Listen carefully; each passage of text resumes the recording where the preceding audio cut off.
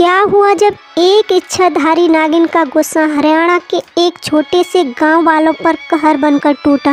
और फिर जो हुआ उसे देखकर आपके भी रोंगटे खड़े हो जाएंगे। जो भी महादेव को सच्ची श्रद्धा से मानते हैं कमेंट बॉक्स में हर हर महादेव अवश्य लिखें, ताकि महादेव की कृपा सदैव आप पर बनी रहे। दोस्तों, प्राचीन काल से ही अब प्रचलित है कि एक ऐसा नाग होता है जो इच्छाधारी होता है, अर्थात जो भी किसी रूप को धारण कर सकता है।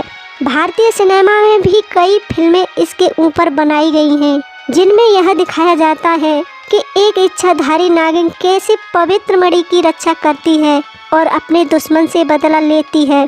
यह घटना की शुरुआत होती है हरियाणा के हिसार जिले के एक छोटे से गांव से, जहां पर मनोज नाम का एक व्यक्ति रहा करता था। मनोज बहुत ही गरीब इंसान था।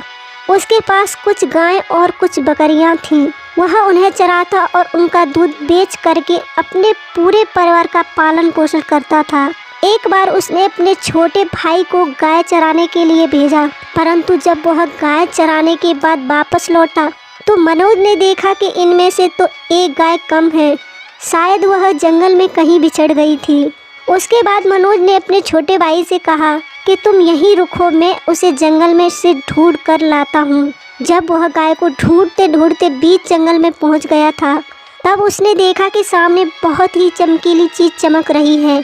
उसने सोचा कि यह जरूर कोई बेशकीमती हीरा होगा। उसने नीचे से एक लकड़ी उठाई और उस लकड़ी की सहायता से उस चीज़ को हिलाने लगा, लेकिन उसे बिल्कुल भी अंदाज़ा नहीं था कि वह चमकीली चीज़ इच्छाधारी नाग की नागमणि थी।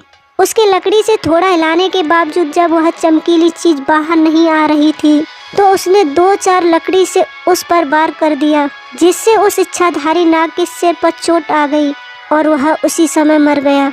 और जब मनोज को यह समझ आया कि यह तो नागमणि है और उसने एक इच्छाधारी नाग को मार दिया है, तो उसके पैरों तले जमीन खिसक गई। वह बहुत ही ज़्यादा डर गया। उसने उस नाग को हिलाकर देखा, क्या वह सच में मर गया है? वह वाकई मर चुका था। उसने उस नागमणि को अपनी जेब में डाला और भागकर अपने घर पर आ गया।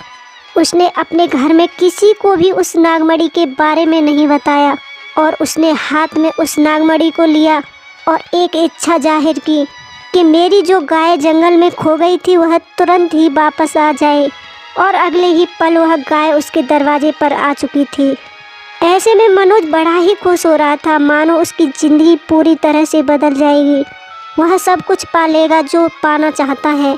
लेकिन दूसरी ओर इच्छाधारी नागिन ने अपने नाग को मरा हुआ देखा तो वह गुस्से से आग बबूला हो गई।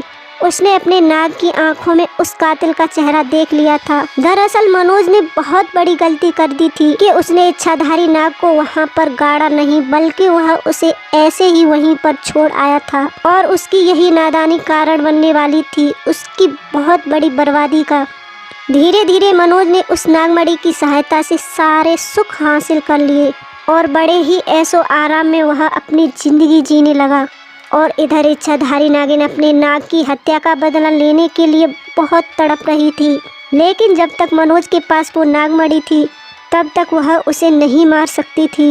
इसलिए उसने अपना रूप बदलकर एक बहुत ही सुंदर स्त्री का रूप बनाया और वह मनोज के गांव में आ गई। नागमणि होने के कारण मनोज बड़ा ही पैसे वाला इंसान बन चुका था।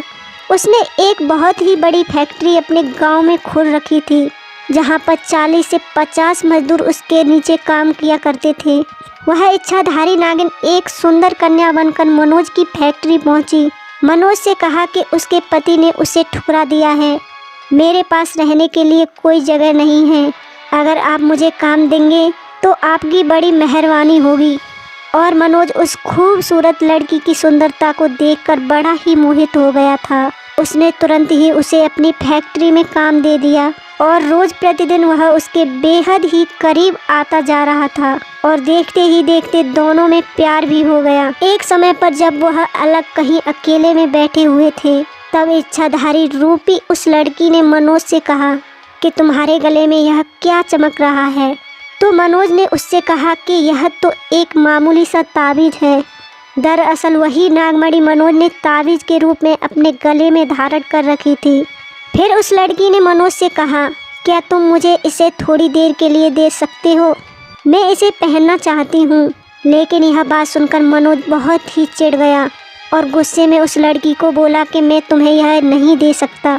इसके अलावा मुझसे जो मांगना चाहती हो मांग सकती हो।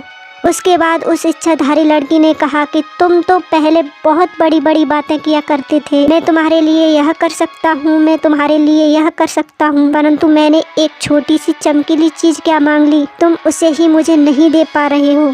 उसके बाद मनोज ने कहा ठीक है, परंतु कुछ ही देर में इसे पहनकर तुम मुझे वापस दे दोगी। उसने उस चमकीली चीज़ को निकाल करके उस लड़की के हाथ में दे दिया और जैसे ही वह नागमणि इच्छाधारी नागिन के हाथ में आई, उसका स्वरूप बड़ा ही भयंकर और विशाल हो गया, जिसे देखकर मनोज कांपने लगा। उसके पर खच्चे उड़ गए और वहीं पर इच्छाधारी नागिन ने उसे डस डस कर मार दिया और अपने नाग की हत्या का बदला पूरा किया। तो दोस्तों आप भी ध्यान रखिएगा, हमें जाने अनजाने में किसी भी नाग नागिन या सांप पर वार नहीं करना चाहिए, क्योंकि हमारी छोटी सी गलती का हर्जाना बहुत बड़े रूप में हमें भुगतना पड़ सकता है। दोस्तों आपको इस घटना ने कितना प्रभावित किया, अपनी राय कमेंट बॉक्स में लिखकर अवश्य दें। आज के लिए बस इतना ही।